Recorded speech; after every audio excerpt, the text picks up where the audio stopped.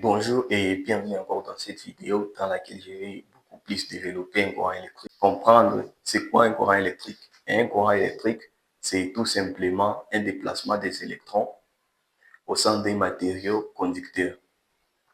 Et comprenez bien que chaque matière a des atomes et c'est sur ces atomes-là que gravitent des électrons. Donc les électrons gravitent autour du noyau atomique. Et j'ai représenté ici, et voici un atome du cuivre. Et comprenez bien que chaque atome a son propre nombre d'électrons qui se trouvent autour du noyau. Ici, on a le noyau atomique. Un électron, c'est, comme je l'ai dit, que c'est une particule élémentaire qui gravite autour du noyau atomique et chargé d'électricité négative. Ici, on a aussi les protons qui sont chargés d'électricité positive. Autour d'un atome de cuivre contient 29 électrons. Donc ici, on a 29 électrons qui se trouvent sur différentes couches. Ils sont en train de graviter autour du noyau atomique. Eh bien, comme nous parlons du courant électrique, c'est une grandeur et chaque grandeur a une unité. Et l'unité du courant électrique, c'est l'ampère. Donc, le courant électrique est exprimé en ampères. Et retenez bien que le courant électrique est symbolisé par la lettre I. Je vais prendre un exemple. Et I étant le courant électrique, je vais prendre un courant de 10 ampères. Le A, c'est l'ampère, c'est l'unité du courant électrique. Et cette unité, elle a été prise par le système international MKSA comme unité de référence du courant électrique. Et comme nous parlons de l'unité du courant électrique, comprenez bien que chaque grandeur a un appareil qui détermine sa propre valeur. Et l'appareil qui nous aide à déterminer la valeur du courant, c'est un ampèremètre. Un ampèremètre, c'est un dispositif qui est parcouru par tous les courants de la charge. Donc, le courant qui va absorber une charge, c'est le courant qui va pouvoir traverser un ampèremètre, placer un ampèremètre dans un circuit électrique.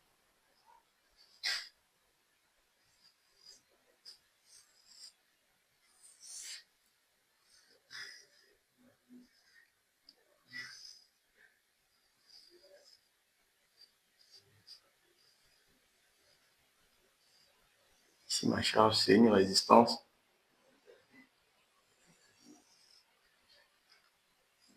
J'ai une résistance R. Une fois l'interrupteur K sera fermé, il y a un courant I qui va circuler dans notre circuit. Et lorsque ce courant va traverser l'ampèremètre, l'ampèremètre va nous indiquer la valeur du courant. Et maintenant, si on ne veut pas passer par cette méthode, il y a aussi un autre appareil qui peut aider à déterminer la grandeur du courant sans pouvoir couper le fil conducteur. Il s'agit d'une pince ampérimétrique. C'est une pince qui a deux becs. Donc, il suffit tout simplement d'ouvrir les deux becs là et de faire passer les fils conducteurs au milieu de cet appareil pour que la pince puisse déterminer la grandeur du courant électrique. Eh bien, comme je répète le mot ampère à plusieurs reprises, ampère, c'est une personne, donc en fait, André-Marie Ampère, c'est un physicien, philosophe, mathématicien, chimiste français du XVIIIe siècle qui a beaucoup plus développé les courants électriques. Si aujourd'hui nous parlons du courant électrique, c'est grâce à lui. Et l'unité ampère est prise à référence de son nom. En électricité, on peut parler souvent de l'intensité du courant. Et l'intensité du courant, c'est un flux d'électrons qui est en train de se déplacer dans un matériau conducteur. Et lorsqu'on entend le mot flux, et le mot flux signifie un groupe, une légion, donc c'est un groupe d'électrons qui est en train de se mouvoir dans un fil conducteur. Eh bien, en électricité, On a deux types de courants électriques et on a un courant continu et un courant alternatif. Premièrement, je vais d'abord parler du courant continu. Courant continu.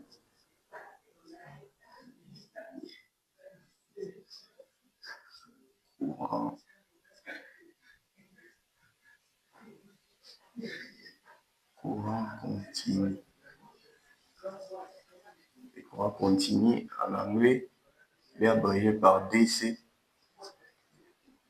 et il est symbolisé de la sorte.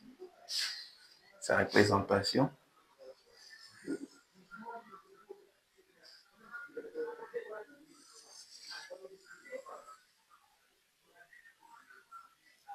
Ici, on a l'axe des temps. Ici, on a la tension en volts. Ici, on a le point zéro. Ici, on a une certaine valeur de la tension. Ça peut être, par exemple, 12 volts, des trucs comme ça. Et voici la représentation d'un courant continu. C'est un courant unidirectionnel constant qui ne change pas. C'est un courant dont l'intensité se déplace sans pouvoir changer d'essence.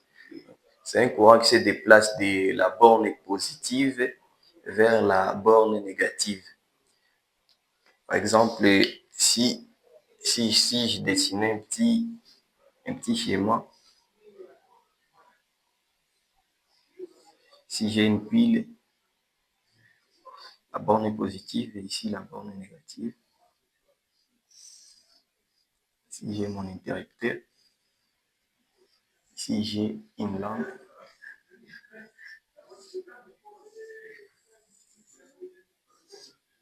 une fois l'interrupteur sera fermé, notre interrupteur K, le courant va quitter la borne positive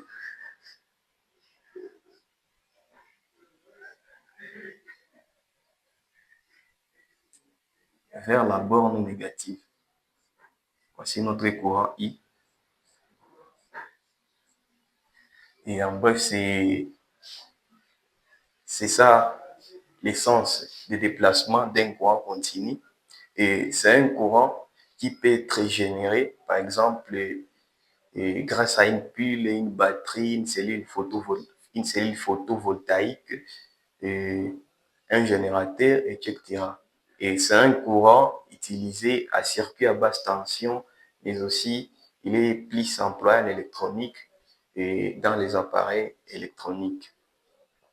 Et le deuxième courant, c'est un courant alternatif. Un courant alternatif qui est un courant variable, c'est un courant périodique qui change d'essence 2 fois par période et qui déplace ses électrons alternativement dans un sens et dans l'autre sens. Je vais aussi faire un graphique d'un courant alternatif.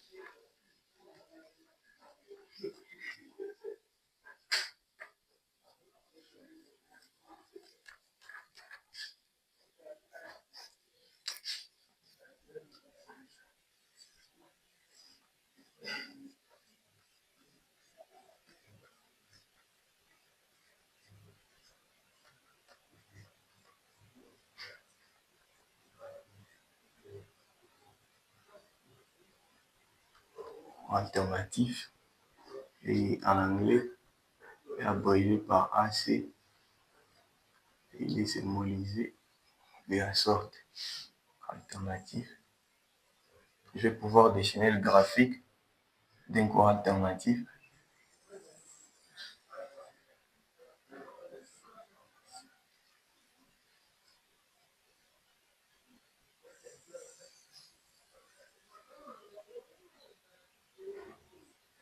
Si on a toujours l'axe des temps, si on a le point zéro, si on a la tension positive et ici la tension négative, toujours en volts.